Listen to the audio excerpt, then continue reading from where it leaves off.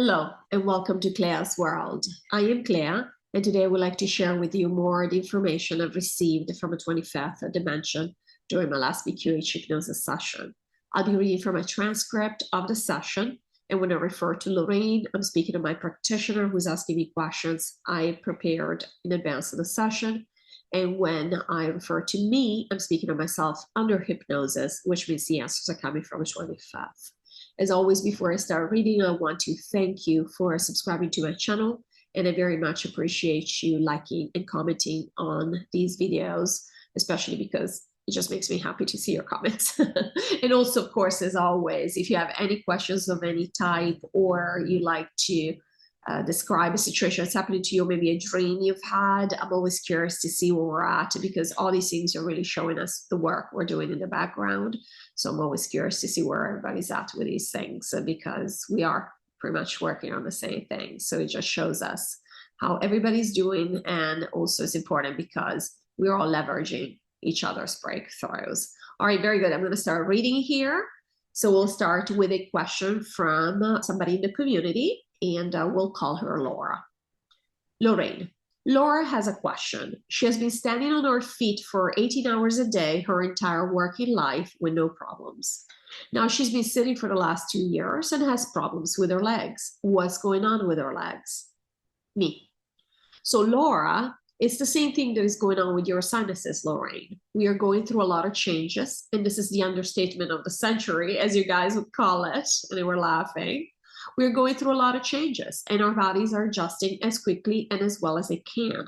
However, the higher self, we already said, it's not that the higher self, of course, it could remove these symptoms very quickly, but it's not that it's not interested in removing these symptoms, but it finds that oftentimes it is acceptable to have these symptoms because they keep us distracted, they keep us occupied, and they keep us focused on 3D reality. Because otherwise we'd be gone all the time, because we are gone a lot. We are gone even more than we normally are, which is a lot. We're barely here anymore. And some people more than others, obviously. We are generalizing here. But we're thinking of Clea. Clea is barely even here anymore, and she knows this. This is why she's resistant it sometimes, and that's why stuff comes up. Lowly 3D stuff comes up. But now that we explain to her that even the lowly 3D stuff she's creating, because she's the only thing that feels real to her, now she's like, okay, well, nothing is anchoring me here anymore. And we're generalizing again, because of course, Clea has things that are anchoring her here, like her daughter, the cats, and all these things. We do want to play this game until the last minute that we're here. But at the same time, Laura is doing the same thing. So her higher self is keeping these symptoms in place, or has placed these symptoms, because these are new symptoms, because it's trying to get her to focus on things that, again, keep her distracted from what she's really working on in the background. Because many of us, it's just very overwhelming. Many of us don't want to know what's going on, even though Laura is very well aware in many ways. And so that's what's happening. Now she's thinking, it's related to the fact that I'm sitting all the time, but truly, does it have to happen? She could have totally made the switch and then nothing happened to her. Normally, learning to sit is easy as compared to learning to stand. So you see, she's creating an excuse for herself. She's trying to give herself a reason why this is happening. But really, truly, this is only happening because her higher self thinks that this way it will affect her. It will allow her to align with certain things, certain decisions. So for example, and this is the rest of the question, and Clay is surprised because she hadn't thought of this, but we're telling her, the reason she's having, some of the reasons she's having problems with her legs is because she's saying to herself that she wants to move, but she's not supposed to move. She doesn't have to move. And so her higher self is giving her physical issues so that she doesn't think of moving. And now let's be clear. This is something we told Clea. Clea always says, oh, I want to move, I want to move. But we told her it's a lot of energy to move. Now, can she move if she wants to? Of course. But is it worth it? No, not really. There's nothing wrong with where she is, and she realizes this. It's the same thing in this case. Laura believes she has to move, but then she feels conflicted, saying, but I don't really want to move. So I feel like I'm getting myself stuck because I'm saying I don't want to move, but I should move, thinking something is going to happen when I move. It's going to be better. But not really, because we are going to be living here. So the question is it worth moving? See, now the higher self found another reason for her not to move, which is, listen, you can't really do a move. I mean, your legs hurt, you see. And it's more than that. She's had some real issues with her legs. But do you see how it works? We take each instance separately and we don't see the big picture. The big picture for the higher self is that he sees no benefit in moving. Laura is not in a bad situation. She's in the house she's been in for 20 years. And not only, she's distracted with things that give her pleasure still, the things that she does for work and, cooking, catering, etc.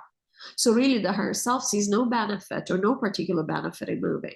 It's already having the experience it wants to have. Meanwhile, it's focused on what we prioritize right now, which again is the fact that we're aware that we're creating everything. So of course, Laura is creating her entire reality because Laura is an ascended master. So yes, that's what we want to say to Laura. And again, we'll remind you of this all the time. All Laura has to do is go inside, connect with her higher self. She's already connected. She just needs to become aware of the fact that she knows exactly what's going on. So she has the opportunity to go inside if she wishes and see what we're telling her. We're not expecting her to take this at face value. We're happy for her to verify this information, and she will see exactly what we are referring to. Lorrayne, thank you. I'm going to quickly insert my own personal question in relation to physical because you brought up my sinuses. I made a decision, I know it's entirely just a decision on a 3D perspective, to have surgery this coming Thursday. I would just like, she's talking about the Thursday after the hypnosis session, obviously not when you're watching this video. This has happened a while ago. I would just like to know from the 25th perspective how this will go. Will it go smoothly? I'm a little nervous for the first time in a very long time. So here's the answer. Just FYI, the surgery has gone extremely well. And actually, Lorrayne has told us that, us as in the community, that she's actually gaining her sense of smell back, which she lost like 20 years ago or something. And she's had several of these surgeries. So this is a big deal. It's the first. Me. So this is the answer from the 25th. Yes, of course it will go smoothly, Lorrayne. We already said that nothing will happen to you because you're going to New Earth. So nothing life-threatening is going to happen to you before you move on. Now, it will go smoothly. You are nervous, of course, because it's not that you are nervous. What's happening is that we used this terminology before, you're living between two realities. And so what is happening is that you're wanting to believe that the surgery is going to work because this is your 3D. You still want to believe in 3D. And at the same time, you know that you're creating everything. And then we're laughing. And we are not laughing to minimize. We are laughing to say, this is because of the work you've been doing. This is the result of it. So you are nervous because you're like, well, yeah, but I create everything. So really this 3D reality cannot really help me. I mean, if my higher self decides that it should go a certain way, that's how it's going to go. But this is why we want to say, not to worry. Nothing is going to happen to you. You're going to be just fine. And just know that this nervousness has nothing to do with the surgery itself. It has everything to do with the fact that you feel like you're compromising. You're using an external trigger when by now you know better. You know this is a trigger and it is not real. And so you're wondering, what's the intention here? What am I trying to do? What is my higher self trying to do? We already said your higher self is not trying to hurt you. And this is a perfectly acceptable solution to the conundrum you have, which is you want to be aware of everything, but at the same time, emotionally, you wouldn't be able to handle it. Not just you, nobody would be able to handle. We are in uncharted territory here. Nobody would be able to handle the truth of everything that's going on. So if you have decided to do this, the intention is set for this to be helpful, and therefore focus on that. Absolutely connect to your higher self. You're always connected. You always do this. And you will know that not only nothing bad is going to happen to you, but also the fact that the feeling you're feeling is not so much about the surgery, but about the fact that you don't actually believe in it 100% because you know that it's not real. But you can use that even with this knowledge. You can use that to say, fine, it's not real. I'm using this pretend, this NPC, because it's going to be an NPC doing the surgery. I'm using this NPC, who is also a figment of my imagination that I've created. I'm using this fake setup, this game. Fine, let's play the game. And my intention is this for me, to be the last one, to help, to resolve. whatever it is that your intention is going to be. And then go from there, because you're obviously in charge. You're in charge of everything. And so even when you're using 3D, doesn't mean that you are relinquishing your power, which is again at the basis of what you're feeling right now. You are not betraying your conscious awareness. You're not doing anything wrong. You are using something that is there for you to be used. It's almost like a code. That's all you're doing. I love this answer, so I hope you guys enjoyed it as well. I think it's so powerful. Lorrayne, thank you very much for that very clear insight. I intend to play this part of the game to the fullest and to reap the benefits. Okay, on to Carolyn's question. Carolyn sent Clay an article that says that they had to cancel snow crab season in Alaska as officials are investigating the disappearance of 1 billion crabs. Where did they go? Me. Yeah, they're gone. They're gone to other planets and they're just gone. We already said a lot of essences have left, and so absolutely even more so, because there were always more of them than humans in terms of animals and nature, etc., etc. And so, yeah, they've gone, and a lot of these have taken their bodies with them, but not all of them. A lot of the crabs that are left, they have no essence anymore. So we think they're still here because we see them, but the essence is gone too. We already said that there aren't that many essences left on this planet. Lorrayne, thank you. Okay, this is my question, and she refers to herself. So this is Lorrayne's question. There was an article that said that Boston University has developed a strain of, and I cannot say the word, but it's the famous flu we've had to deal with for the past couple of years. So Boston University developed a strain of this flu that has an 80% kill rate. It was funded through a grant from the NIH, which is the National Institute of Health in the United States. Since this famous flu never really existed on its own, can you comment on this? And are universities a creation of the dark, or were they infiltrated over time? And this was actually my little note about the universities, because clearly they are very dark these days, but I just wonder if this was the intention from the beginning. Me. Yes, so we already said that the famous flu is real, as much as everything else around us is real. And they were laughing, which is not very real. But we think of certain things as being real. Again, as this wall is real. If I hit my hand against it, if I punch it, I'm going to hurt myself. That's what we mean by real. So just like that with viruses as well. There are many people that swear by the fact they've seen viruses. Now, even from a 3D perspective, there are many people who swear that viruses do not exist. And we're talking about doctors, scientists, etc. So you see, again, because it's just an idea, then of course you're going to have two sides of the same coin, in the sense that, oh, I think it's real and I have proof to show it's real. I think it's not real and I have proof to show that it's not real. So again, with ideas, you can really believe whatever you want. I mean, that's the whole point, right?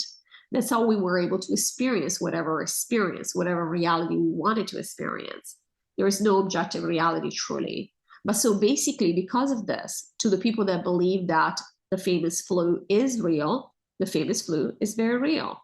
So Boston University absolutely believes that they created something. However, keep in mind that the news, the reason this information comes out is just so we believe that these things are still going on. The fact is, we are not supporting, because what are we thinking?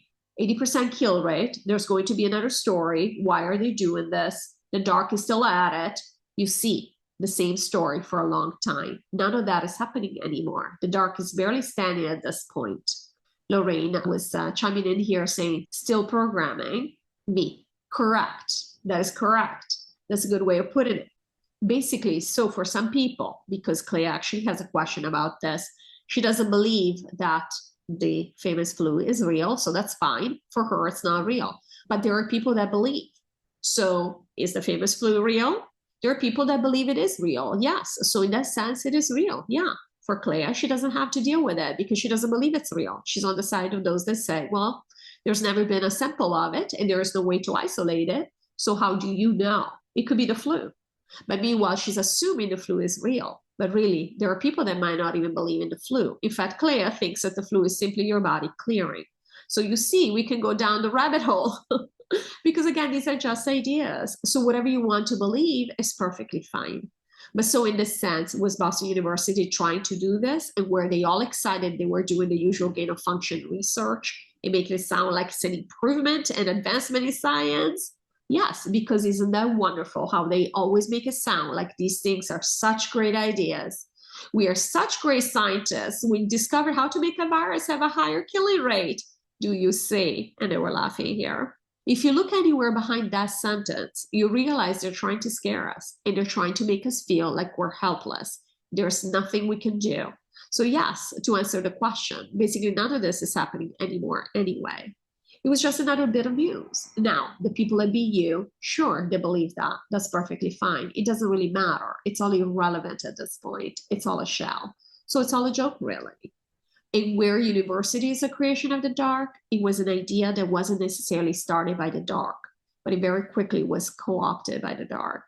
And some institutions were born from the dark, created from the dark.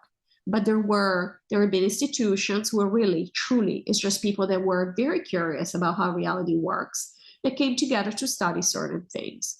But then, of course, these will be very quickly taken over and corrupted as well, because we know that the dark has just pervaded everything. So there's really no area of 3D reality that has been, if not set up, completely taken over by the dark. So in that case, yes. And I mean, we can see it. Elena made a comment about this. We can obviously see that a lot of these institutions, universities, are dark, just in the way that they behave in terms of tuition, how they play the game, how they have their endowment funds, how they only allow certain knowledge to be brought in, how they influence the discourse around issues. It's not an open-minded discourse, even though they're trying to make it look like that around a lot of subjects. So of course they're playing the game. So not all institutions were born. The entire idea of colleges was not necessarily all born out of the mind of the dark. But very quickly, obviously, that's been taken over as well. All right, I hope you enjoyed this video and I will see you in the next video. Thank you so much for watching as always and take care. Bye-bye.